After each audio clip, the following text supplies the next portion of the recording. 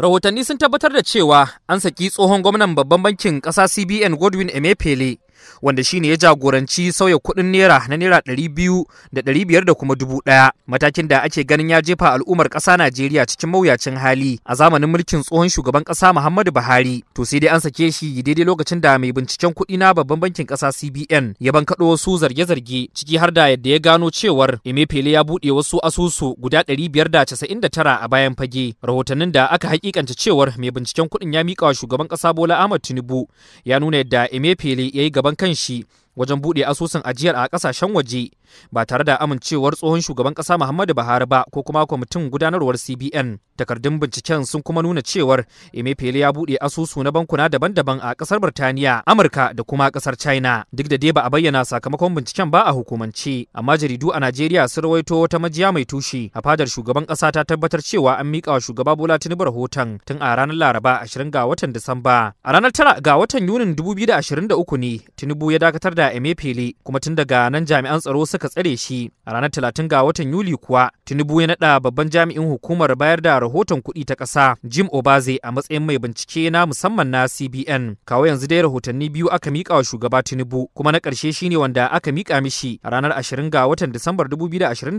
da muke ciki, wanda yake bayyana laifuka da dama da tuhume-tuhume da ake wa tsohon gwamnan babban bankin ƙasa CBN. Rahoton ya kuma buƙaci a gurfanar da wasu manyan jami'an CBN da suka yi aiki da Emefiele da kuma wasu daga wajen CBN bisa zarginsu da laifuka daban-daban. Har wa yau rahoton ya ce a ƙasar Birtaniya Emefiele ya ajiye kuɗi da adadinsu ya haura fan miliyan 543 ba tare da izini daga hukumomin bankin CBN ba da kwamitin zuba jari na bankin. An kuma bankaɗo wasu biliyoyin dalolin Amurka da kuɗin yuan na China a asusun da Emefiele ya buɗe a bayan fage. Kafin binciken na baya-bayan nan a watan Yuli an gurfanar da Emefiele bisa tuhume-tuhume biyu na mallakar makamai ba bisa ƙa'ida ba, wanda kotu ta bayar da belin shi a kan naira miliyan 20. A 2022 hukumar tsaro ta farin kaya DSS ta zargi Emefiele da tallafawa wajen ta'addanci da kuma sauran laifuka. Wasu daga cikin ƙarin zarge-zargen da ake mishi sun fito fili ne daidai lokacin da ake zargin shi da shirin shiga siyasa da kuma neman takarar shugaban ƙasa a 2023.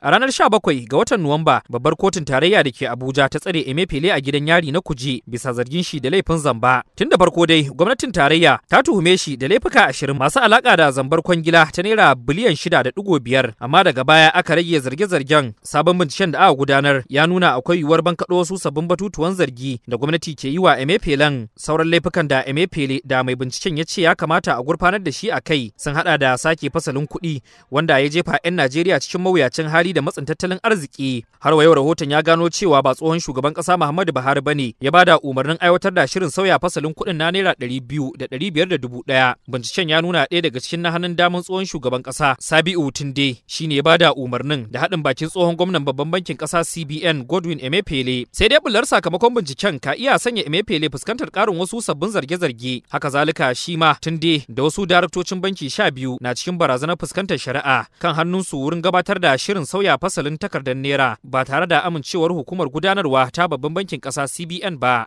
Comrade Umar Hamisu Kofar na isa shine shugaban kungiyar SETSAC mai rajin tabbatar da demokuraɗiyya da kuma samar da shugabanci na gari.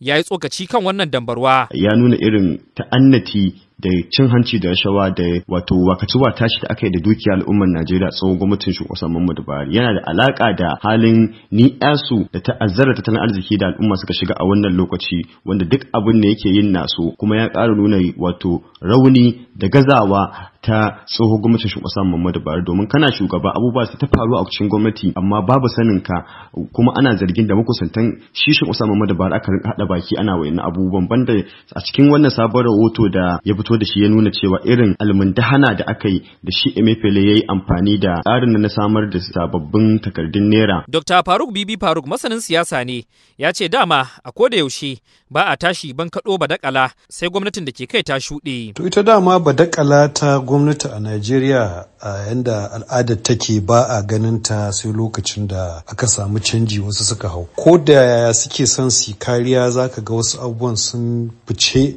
kuma sun zama kama girgiza hankalin mutane idan aka ji su ko aka gansu. To yanzu wa'annan maganganun Emefiele da ake a gaskiya ba zan iya cewa wato fita da kulle ake shugaban kasa Buhari ba, saboda tun yana gwamnati tana nunawa cewa mukarrabansa da mutanen da ya yarda da su da wanda ya sa a gaba suna tafka abubuwan da suka ga dama, shi kuma baya iya tsawatarwa. Su ma al'umma a Kano tuni suka fara tofa albarkacin bakin su dangane da wannan sabon bincike. To mu dai babu abin da za mu ce sai dai Allah ya saka mana. Dama ai tuntuni ana gawa Buhari waɗannan din na jikinsa din nan ba mutanen kirki bane ba, to shi kuma ya ki ji ya gani saboda me suna yi masa duk abin da yake so. To gashi dai gaskiya tana ta fitowa, kuma Allah ya sa hakan ya zama izina ga na baya. Gwamnati ta karɓo mana kuɗaɗen mu ta damar da shi kuma ta masa hukuncin da ya kamata. Ni na ganin wannan shine abin da ya kamata wa Emefiele. Kuma magana a ce wai Buhari bai sani ba ƙarya ne. Tun da 'yan jarida sun yi magana da Buhari ya gama cewar Emefiele ya zo ya same shi ya mai magana. A Alhamis din nan ma dai ministan shari'a na ƙasa kuma babban lauyan gwamnatin tarayya Latik Fagbemi ya yi kira ga hukumar yaƙi da masu yi wa tattalin arzikin ƙasa ta annati EFCC da ta ƙara ƙaimi wurin kama masu cin hanci da rashawa, ya kuma ce akwai buƙatar kamawa tare da yin binciken masu madafin iko a gwamnati.